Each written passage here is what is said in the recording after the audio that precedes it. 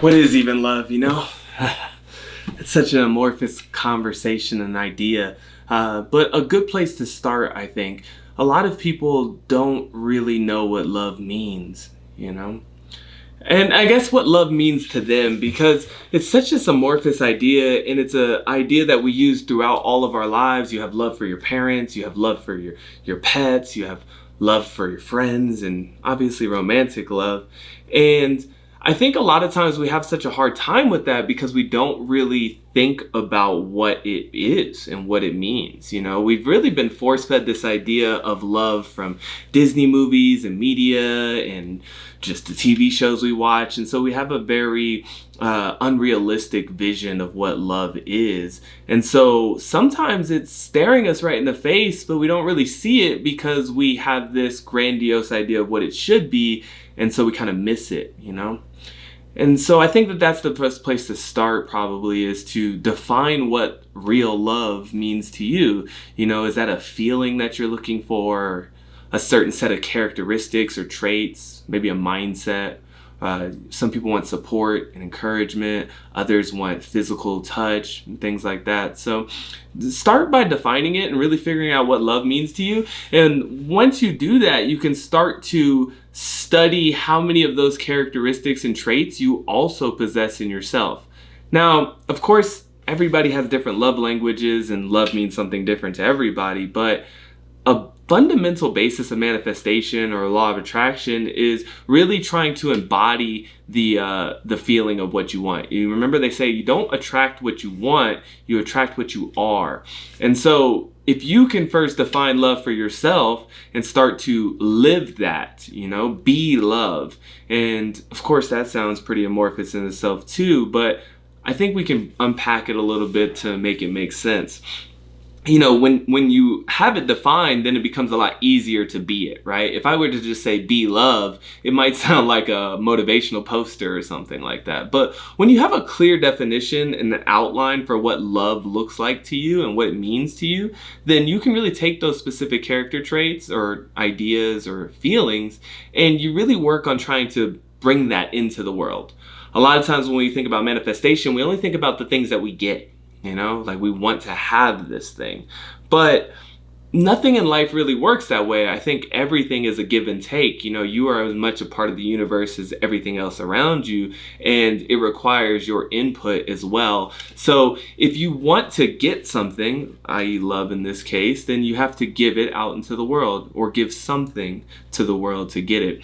And so that might be going out and looking for new people and trying to make new connections, but the same mistakes that we make in a lot of other manifestation areas, we sometimes just do the same thing that we've always been doing, and we call out to the universe to come save us, come make love find me. I don't want to do anything. I don't want to get outside my comfort zone. I don't want to go meet new people. I don't want to change things about myself. I just want to have it, And so if we can really focus in on that and start thinking about how do we show up in that way more in the world daily, then those things will start to rebound towards us. So really embodying love, and you don't need to be in a romantic relationship to do this, Like I said, if we think about love, and maybe somebody might say, well, I want support in my dreams, and that's love to me. Well, then you can go out and you can support people's dreams. And it doesn't have to be romantic. Maybe these are friends. Maybe these are family. If it's a feeling, you experience this feeling of love all the time. You might get it from your pets or from nature or your relationship with God or whatever the case may be. But you know what those feelings feel like. And so you can go into all the relationships you have, not just isolating it to romantic love and try and embody that. But in this context, sometimes I think a lot of people do think of love as romance. It's kissing, it's hugging, it's touching. And so, in that instance, maybe it might be a little difficult to practice that with a partner, but you experience love with yourself as well. So you could always this might sound a little weird or corny, but you can really hug yourself. You can really love on yourself. You can really romance yourself. Take yourself out on dates and dress up very nicely and compliment yourself. And like I said, just giving out into the world and into yourself these things that you're looking for to come back to you. And so I really believe that that's the best strategy for trying to manifest love, is to really first define it and then to embody it, which of course is the process for manifesting anything else. Lastly, I would say, just like the process for manifesting anything else, you're gonna probably have to let go of some things that have held you back from finding what you're looking for so far, right? Like we talked about earlier, it's gonna require change. And sometimes we hold on to this subconscious doubt or these limiting beliefs that we have that get in the way of our manifestation practices. And the tricky thing about those is that they're not readily available. They're very difficult to see and difficult to find, where we might be self-sabotaging our experiences or our pursuits. And so I'll give you some tips on how to kind of uncover some of those limiting beliefs. First, look into your past relationships and really spend time reflecting on why they haven't worked, why those relationships didn't feel like real love. And I think what you might find is that they did for a while, that they did embody this feeling or emotion or state that you were looking for of love, but somewhere along the line that changed. And as you progress through that, you got cynical about that relationship, and you might have taken some of that cynicism with you, right? Like a lot of times when we have an expectation that this is going to be it, or I'm in love, and then that's sabotaged, that can become a limiting belief in our mind. We carry that trauma of that experience around with us. And so we might have some type of fear or doubt that love is possible, or that it can come without the cynicism that we experienced in the past. And another part of that too is not just like we talked about, like love. Where do we first find love? Like where do we first experience these, and where do we build these beliefs in the first place about what love means or what it should mean? And just like with most things, a lot of it stems from our childhood. Our first experience with love is our experience with our parents.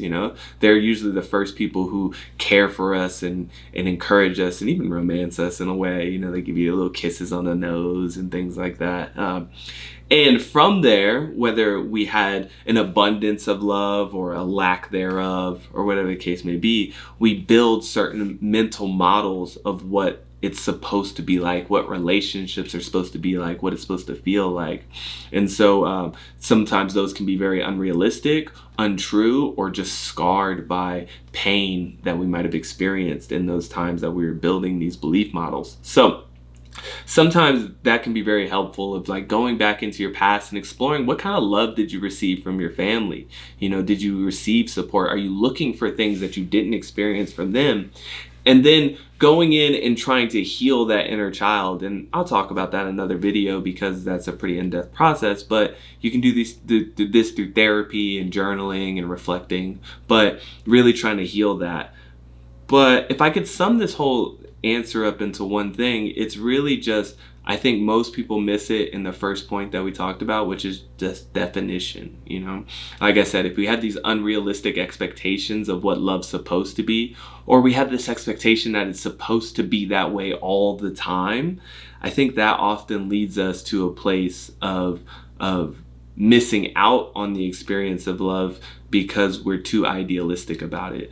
And so is the minute it doesn't feel like that, or it doesn't look like that when we're pursuing a new partner, we immediately kind of run or turn to some of those past traumas. Like you see a certain characteristic in a person and it reminds you of things that you're afraid of from your past, and so you run from that or you sabotage it in some way. And then lastly, I will just say too, like practice. A lot of times with anything else, we remember earlier we said we're probably going to have to change. We're probably going to have to do things differently, give of ourselves in a different way. And that takes practice. A lot of times people just think that they can flip a switch and they're just different. Like you're going to watch this video and you say, okay, yeah, like I can be loved. And you'll go out and you'll try it for an afternoon, and you might feel good and you'll get some positive results, but it's easy to regress back to our baseline. You know, it's easy to try, but then we get busy with life and things happen, and, you know, stuff comes up and we forget that's what we're working on. And so it takes that consistent changing over time, and just small in every which way. If you have to, set up little stickers and things and reminders of like embodying that love. And like I said, maybe if you have it well defined, you can just use the word love, but maybe it might even be more helpful to have that list of characteristics so you can grab one off that wall every day and really just work on that. Like, you know, to me, love is communication. And so I'm gonna go out today and I'm going to try to communicate honestly and effective with everybody that I run into. And I think if you do those things and you really take the time and the practice, not just listen to this video and move on, but really practice it, I think you will find what you're looking for. So I hope this helps, and I love you so much. I'll see you in the next one. Bye.